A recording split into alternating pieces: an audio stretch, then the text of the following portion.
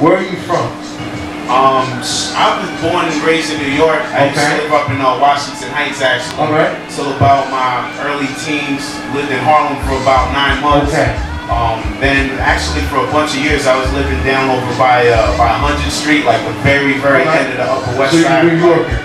Yeah, pretty much. Okay. So because I was never able to tell if you were from New York or from Jersey, because you keep both on. I'm gonna say both on smash in the sense that you're everywhere. In that sense, like I've seen you in Jersey, and I've seen you in New York, and I've seen you roll with people from Jersey, so I didn't know if you were from Jersey or New York. Oh yeah, nah. I mean, it's just like, you know, some of the people that I've really been building with lately happen to be from Jersey, but there's so much going on in New York that Jersey people come to New York to build. Exactly. I mean, shit, nowadays, I mean, it used to always be when you go to a show, Brooklyn was always the loudest. Yes. But now, like Jersey, I mean, Jersey's always had shit on lock, from like Redman to Naughty by Nature to the Fugees.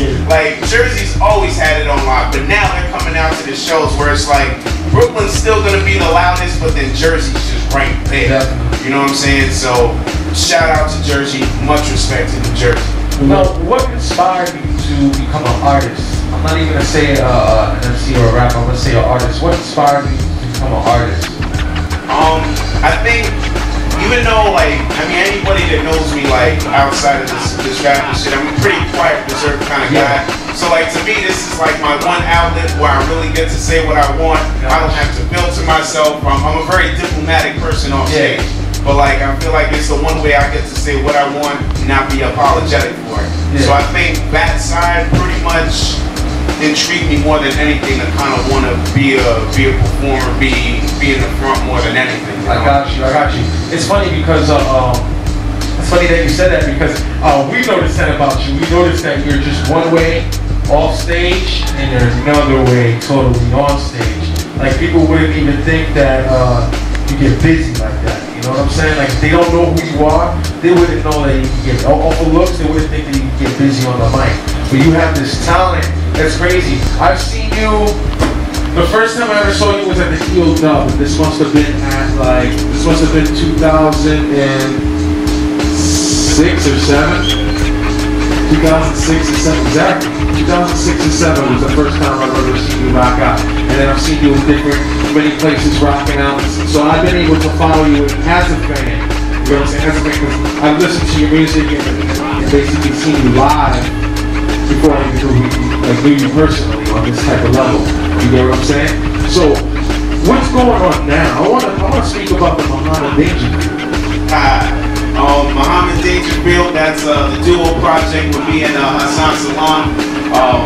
It's going to be out there in August. We're actually, it's all done, it's all recorded, mixed, mastered. We got the artwork, it's all ready to go. So we just need to promote it. I guess the short version of how the album came out, me and Hassan, we've known each other pretty much since 03, 04. Actually, I did a song with him about 8 months before I even met him, which is kind of crazy. And so we just been doing a lot of shows. Like, we were both on the same bill, but we knew a lot of the same people, so we just build, and like, it's just after a while, like, you know, we just got real cool, and then I mean, honestly, this was just a matter of time. Yeah, definitely, so, definitely. What made you pave the way and make it basically an obligation to become a duo that's come out with the album?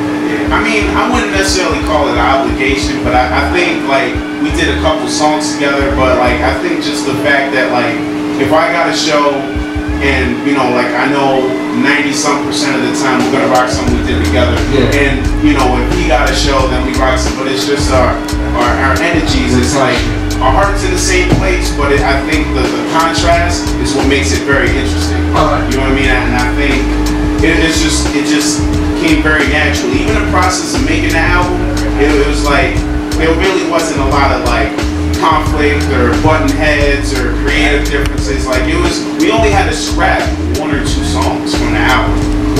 So like, it was very like, and I think the cool thing about it is, like, I like his music a lot, he likes my music a lot. So I think certain joints that, like, let's say I wouldn't have picked out for myself that he liked, I'm like, yo, I can try that. And same thing, vice versa, you know what I mean? I think that project really, like, expanded what we both can do as individuals. Now, you host a show every Saturday. right? Correct, the Puerto Rican? Actually, I work over by there. I do the sound. Like, all right, cool. I hosted a couple times, but I'm more so like I've been I'm a techie and like a semi-nervous. I want to know, like, how do you get everywhere, man? Like, you just stay on your grind. You must be like one of those people that's always on the crazy now. I mean, music is your life.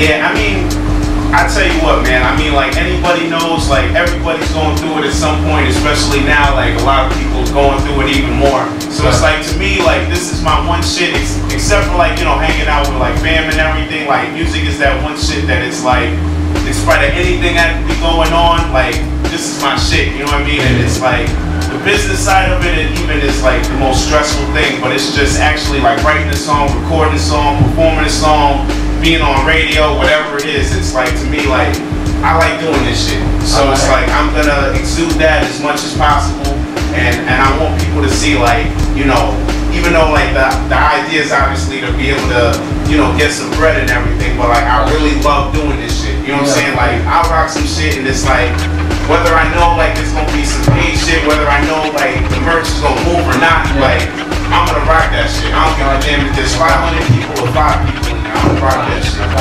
Now, towards pressing up and everything, have you ever dropped anything? Yeah, actually, I've released like a few albums. The latest album was the True Serum album, which had the Broken Crowd joint on there. Oh God, there's a flyer for that. Yeah, we got that. That's been moving pretty well. Like, not only the physical but the iTunes.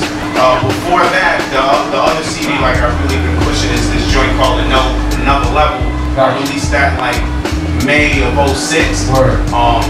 That one I moved a lot of those too, but like I think that was the joint that really started to like, I guess really get me like a lot of notice now. So, now you just recently went overseas, correct, right? Yeah, out to London and Berlin. Word. What did you go out there?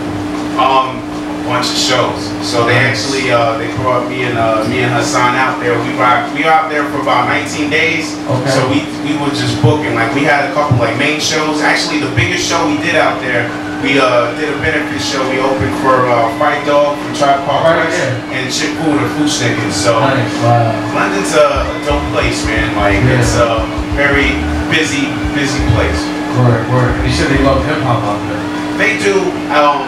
They definitely do. I think you'll get that no matter where you go, though. You know what I mean? Like, they're actually out there. They're really heavy into like dubstep a lot too. Like, if you go to like a party, like once everything gets popping, like it's really about the dubstep, which is like a form of hip hop, but like it's a little busier.